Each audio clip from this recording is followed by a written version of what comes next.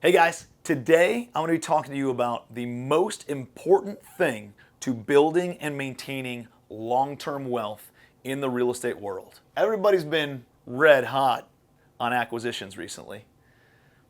Trying to find that green, raising money is always a hot topic as well.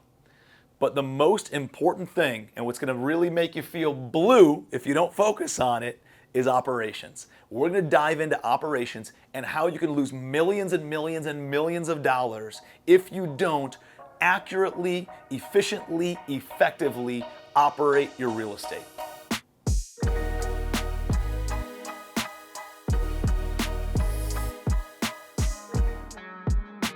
So you know the saying, when the tide goes out, you see who's swimming naked. And unfortunately, I have found myself in a circumstance where I relied very heavily on third-party property management firms and joint venture partners to operate my real estate over the past few years.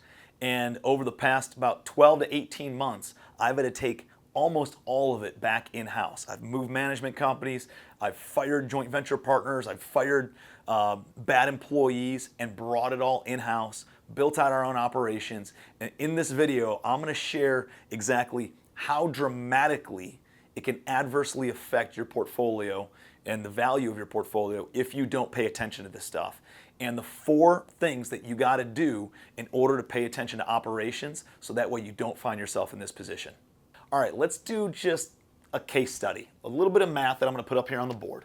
And let's say you have a 100-unit apartment building, or maybe you have 100 units in your portfolio, whatever that looks like.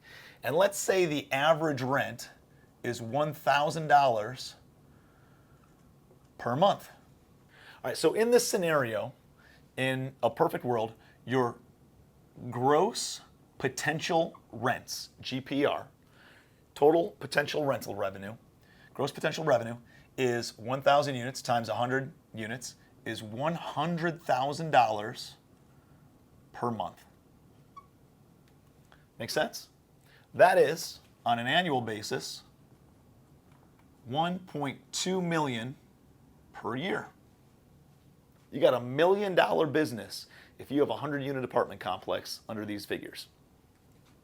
Now, your expenses are typically somewhere between, depending on the age of the asset, if it's townhomes versus multifamily, if it's triple net versus whatever else, depending on what all that looks like. But we're going to be talking about multifamily, and multifamily in a secondary, tertiary kind of market that would rent for about $1,000 a month, where the landlord shares some of the expenses with the tenant, and the average expense ratio in that type of property is somewhere around 50%. Okay? So a 50% expense ratio means that out of your 1.2 million of gross potential rents, 50%, or about $600,000, is your operating expenses, which means that your NOI, your net operating income, is the other 50%, which is about $600,000 per year of NOI. This property that nets $600,000 a year, let's say the cap rate is a 6% cap rate in that market, which means you take the net operating income, you divide it by the market cap rate, and it gives you a value of the property of $10 million. You guys see how I did that? Now that is an efficiently and effectively run multifamily property that's 100 units. That's about how things should play out.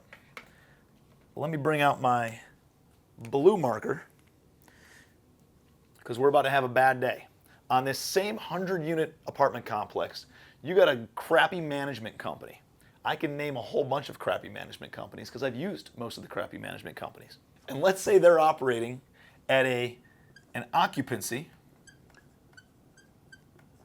of 70%.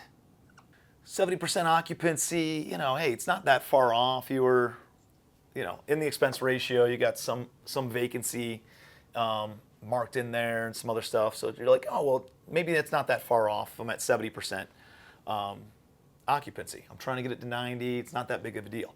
It's a very big deal. And here is exactly quantitatively how it can adversely affect the valuation by a lot of money of your property. 70% occupancy means that the gross potential rents are no longer $100,000 a month, it's $70,000 per month. Times 12 months is $840,000 of gross potential revenue. Now your expenses, do your taxes go down because you're at a lower occupancy? No. Does your insurance go down because you're at a lower occupancy? No, it actually goes up if you're at a lower occupancy. Utilities, utility bills are more because you're paying for the electric and to heat and cool and to light the units that are not being paid for by the tenants. Your taxes are up, your insurance is up, your utilities are up, your maintenance stays the same, and your property management fee is about the same because maybe they're not taking additional percentage fees on rents collected, but maybe they're making a fee on whatever the unit turn cost is, or maybe a leasing tenant placement fee. Like there's other expenses that are accumulated in. So your expenses are still $600,000 a year. So your expenses, $600K, which leaves your new net operating income at $240,000. This is a difference of $360,000. If you take that same cap rate of 6% and you divide 240 grand, because this is how income producing assets are valued. It's not based on comps of what's sold down the street on a per unit basis. Maybe that'll help soften the blow and create a little bit of a cushion so you don't totally lose your ass on a poorly, inefficiently managed property.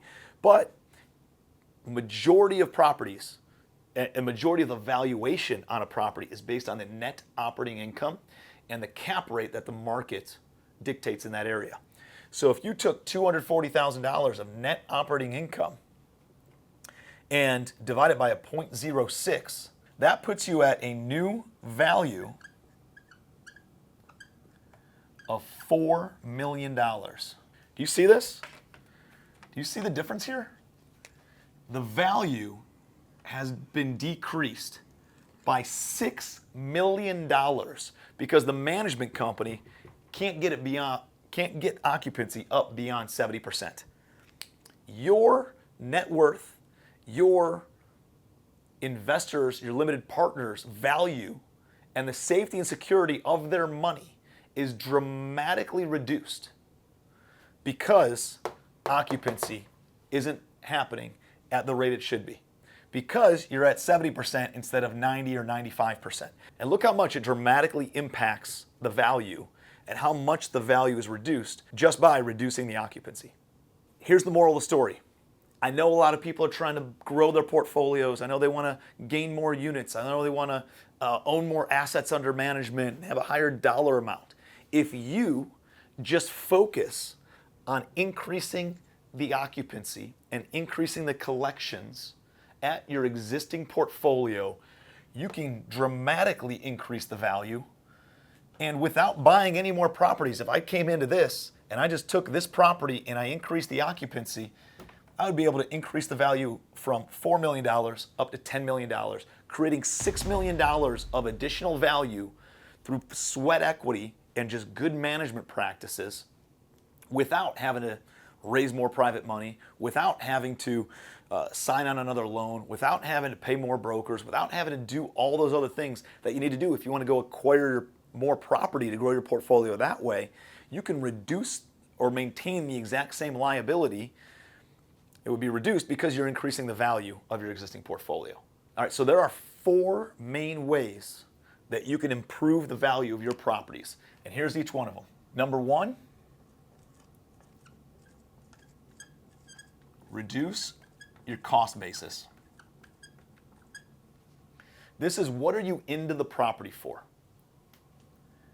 Number 2, reduce your costs of capital. This is the money that you're borrowing to then buy these assets and to increase the value of these assets, how much is that money costing you? It's gone up quite a bit in the past few years. Number 3, increase your operating income. And number 4 is decrease your operating expenses. And I'm going to do a separate video on each one of these because each one of them deserve their own separate video because there's a lot that can go into each one and a lot of levers you can pull in each one of those different categories. But if you already own a portfolio and you're ambitious and you want to grow, start reflecting inside of what you've already got and make sure that you're operating everything that you already have at peak potential. Once everything in your portfolio is already at peak potential, then you can start looking at doing the next deal, the next deal, the next deal. So stay tuned because over the next 4 weeks, we're going to be dropping a video on each one of these different topics so that way you can optimize your operations and optimize your rental portfolio. Appreciate you being here. Please like the video. Give me your biggest takeaway. If you got some ideas or insights, I'd love to hear about it in the comments section. Please subscribe to our channel. Until next week, be your best.